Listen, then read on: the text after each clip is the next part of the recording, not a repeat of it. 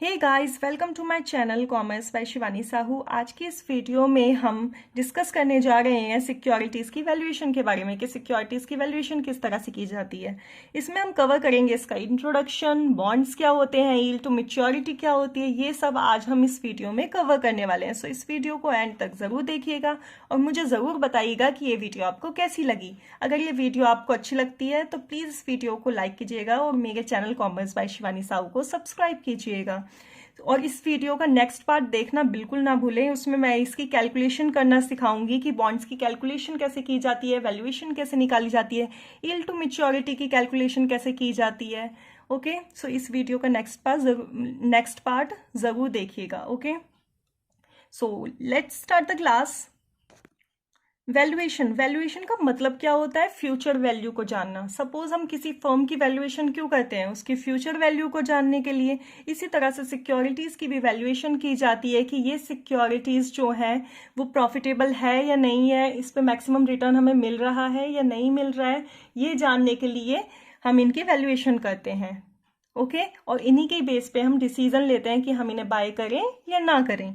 सो ये दो क्वेश्चन यहाँ पे पुटअप होते हैं। Why an investor invest in securities? किस इन्वेस्टर को सिक्योरिटीज में इन्वेस्ट क्यों करना चाहिए? मैक्सिमम रिटर्न के लिए। सिक्योरिटीज में इन्वेस्ट करने से क्या होता है? हमें मैक्सिमम से मैक्सिमम रिटर्न मिलता है, इसलिए हम वैल्यूएशन करते हैं। ओके, नेक्स्ट क्वेश्चन क्या है? How he takes decision to buy a security?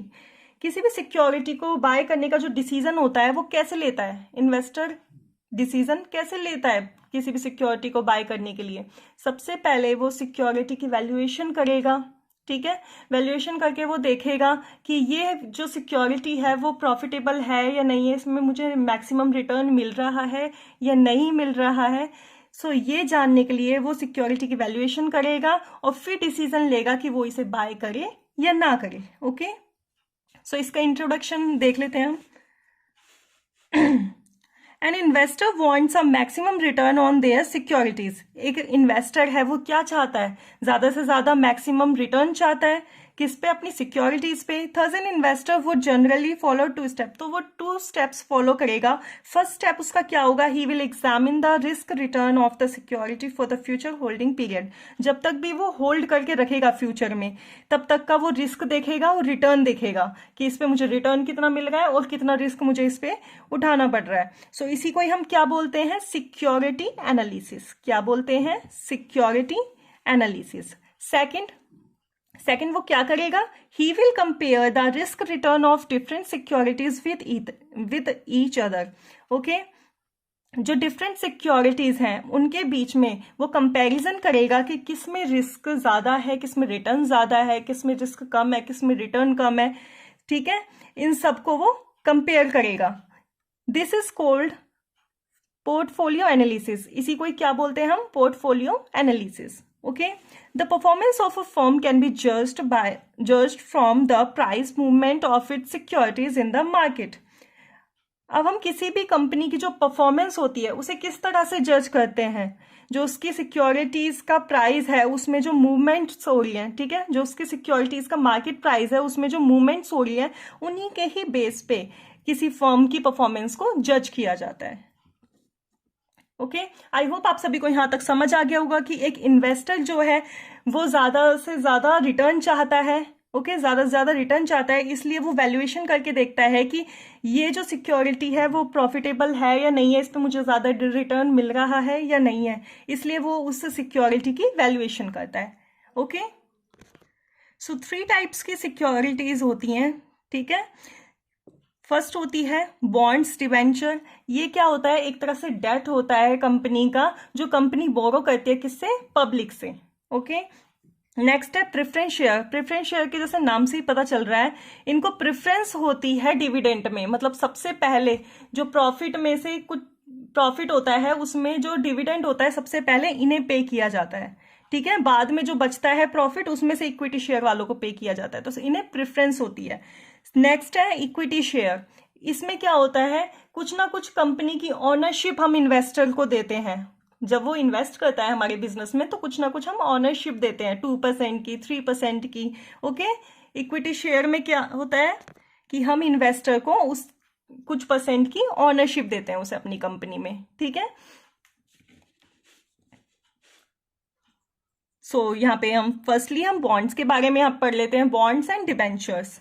So bonds and debentures दोनों ही डेट है, ओके, कंपनी के दोनों ही डेट है, लेकिन इनमें थोड़ा सा डिफरेंस होता है, एक माइनर सा डिफरेंस होता है। क्या होता है? बॉन्ड्स जो होते हैं वो सिक्योर्ड होते हैं, बॉन्ड्स जो होते हैं वो सिक्योर्ड होते हैं, और डिबेंचर्स जो होते हैं वो सिक्योर्ड नहीं होते, उनमें रिस्क होता है, ओके। लेकिन जो बॉन्ड्स होते हैं उनमें बिल्कुल भी रिस्क नहीं होता, या फिर रिस्क होता है तो बहुत ही कम होता है, लेकिन डिबेंचर्स में रिस्क होता है। तो डिबेंचर्स बाय करते वक्त कंपनी की फाइनेंशियल पोजीशन, उसकी स्टेटमेंट्स हमें जरूर देख लेनी चाहिए, okay. So bonds debentures are corporate securities, ये कॉर्पोरेट सिक्योरिटीज होती हैं, debt represent debt of a company, जो कि कंपनी का डेट रिप्रेजेंट करती हैं। It is issued by government and public sector companies to raise a large amount. अब ये किसके द्वारा इशू किए जाते हैं? गवर्नमेंट के द्वारा, ओके, पब्लिक सेक्टर के द्वारा, और प्राइवेट सेक्टर भी इन्हें इशू करता है, लेकिन ज्यादातर कौन करता है? Government sector. प्राइवेट सेक्टर जो इन्हें इशू करता है उन बॉन्ड्स को हम क्या बोलते हैं? Corporate securities. क्या बोलते हैं? Corporate securities. The main feature of a bond और debenture are as follows.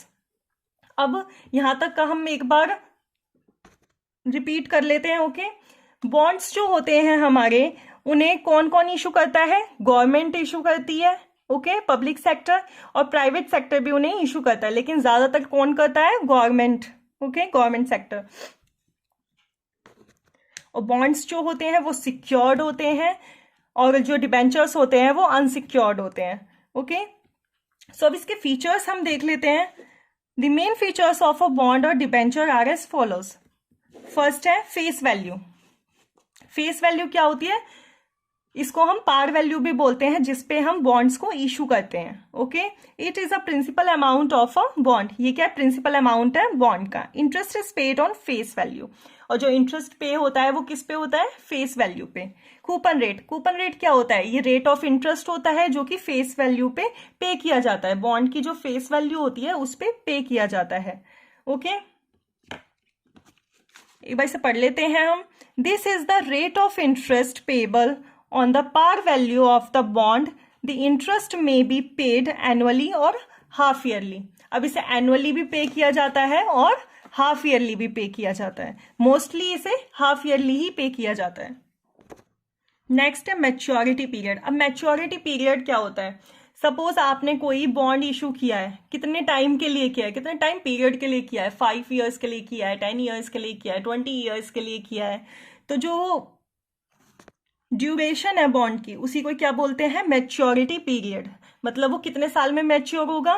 Suppose आपने बॉन्ड इशू किया है तो कितने साल में मैच्योर होगा? 5 ईयर्स में मैच्योर हो रहा है, 10 ईयर्स में भी हो सकता है, ओके। सो ये क्या है? मैच्योरिटी पीरियड है बॉन्ड का। नेक्स्ट है रिडम्पशन वैल्यू। रिडीम्ड कब होगा है? अब जब वो मैच्योर हो जाएगा बॉन्ड, तब उसका क्या होगा? रिडम्पशन होगा। अब वो रिडम्पशन किस पे हो रहा है? पार पे हो रहा है, प्रीमियम पे हो रहा है, डिस्काउंट पे हो रहा है। सो ये सब कब देखते हैं हम? रिडम्पशन के टाइम पे, ओके। नेक्स्ट है इंट्रिंसिक वैल्यू। अब इंट्रिंसिक वैल्यू क्या होती है? जो इंट्रिंसिक वैल्यू होती है बॉन्ड की, वो इक्वल होती है किसके? The present value of the expected cash flow. जितने भी हमारे एक्सपेक्टेड कैश फ्लो होते हैं फ्यूचर में, उसकी जो प्रेजेंट वैल्यू होती है उसके बराबर होती है intrinsic value, okay. Types of bond देख लेते हैं। कितने टाइप्स के होते हैं बॉन्ड्स? 3 टाइप्स के बॉन्ड्स होते हैं। सबसे पहले रिडीमेबल होते हैं। रिडीमेबल के बारे में मैंने आपको बता ही दिया, रिडम्पशन जिनका हो जाता है, ठीक है। एक टाइम पीरियड होता है, मैच्योरिटी होती है कि 5 साल में इसका रिडम्पशन हो जाएगा। तो ये कौन से होते हैं? रिडीमेबल बॉन्ड्स होते हैं। नेक्स्ट कौन से होते हैं? Deep discount bond. Deep discount bonds कौन से होते हैं? सपोज हमने कोई बॉन्ड इशू किया है तो उस पर हमें इंटरेस्ट मिल रहा है, सॉरी, हम इंटरेस्ट पे कर रहे हैं। किसको कर रहे हैं? जो भी उसका बॉन्ड होल्डर होगा उसको हम इंटरेस्ट पे कर रहे हैं, हाफ ईयरली या फिर ईयरली, कैसे भी, जैसे भी आपको ठीक लगे। लेकिन डीप डिस्काउंट बॉन्ड में क्या होता है? हम उसको हाफ ईयरली या ईयरली पे नहीं करेंगे इंटरेस्ट।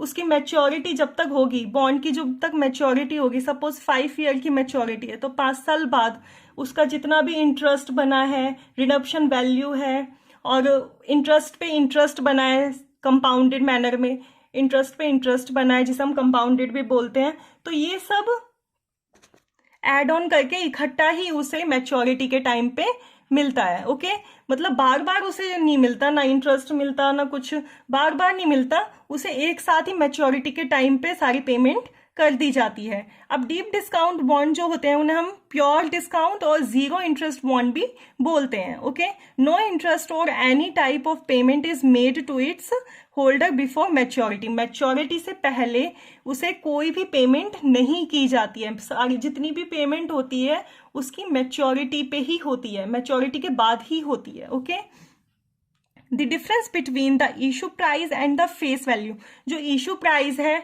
और फेस वैल्यू है, gives the return to the investor. उन्हीं के बीच का जो डिफरेंस है ना, वही रिटर्न है जो इन्वेस्टर को दिया जाता है।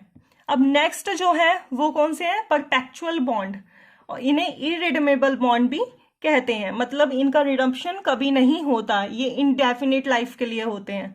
ओके, ये कभी भी रिडीम्ड नहीं होते, सो इनकी कैलकुलेशन अलग तरीके से की जाती है।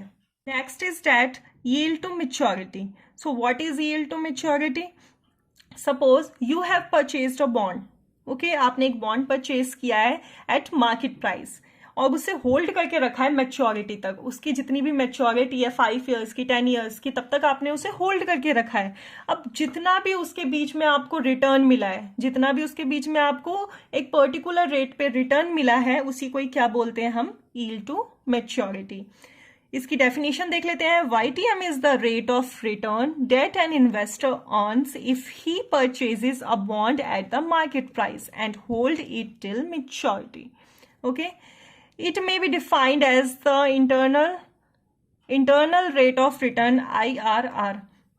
इसे किस तरह से डिफाइन कर सकते हैं हम, इंटरनल रेट ऑफ रिटर्न के तौर पे भी हम इसको डिफाइन कर सकते हैं। When an investor makes a buy, जिसमें एक इन्वेस्टर जो है वो डिसीजन लेता है कि वो उस सिक्योरिटी को उस बॉन्ड को बाय करेगा नहीं करेगा, उसके रिगार्डिंग वो डिसीजन लेता है। The decision is taken by finding out the YTM of the bond. जब तक हम बॉन्ड का YTM नहीं निकालेंगे तो उसका डिसीजन भी हम फाइंड नहीं कर पाएंगे। सो उसका डिसीजन फाइंड करने के लिए हम YTM निकालते हैं। यहाँ पे 3 कंक्लूजन्स निकल कर आए हैं। First, when the required rate of return is equal to coupon rate, the value of bond is equal to its par value. अगर required rate of return equal है कूपन रेट के, जो बॉन्ड की value होगी वो भी equal होगी किसके, पार वैल्यू के। When the required rate of return is greater than the coupon rate, अगर रिक्वायर्ड रेट ऑफ रिटर्न जो है वो ज्यादा है किससे, कूपन रेट से, तो जो वैल्यू होगी बॉन्ड की वो कम होगी। ओके, कम होगी पार वैल्यू से, डिस्काउंट पर होगी। When the required rate of return is less than the coupon rate, अगर कूपन रेट से कम होगी, okay, required rate of return जो है वो कूपन रेट से कम होगा, तो जो जो बॉन्ड की वैल्यू होगी वो ज्यादा होगी किससे, उसकी पार वैल्यू से, at a premium. Okay, so I hope आप सभी को समझ आ गया होगा कि सिक्योरिटीज की वैल्यूएशन हम क्यों करते हैं, बॉन्ड्स क्या होते हैं, इसके फीचर्स क्या होते हैं। अगर आपको कोई भी प्रॉब्लम है, कुछ ऐसी चीज है जो समझ नहीं आई है इस वीडियो में, तो आप कमेंट करके मुझसे पूछ सकते हैं।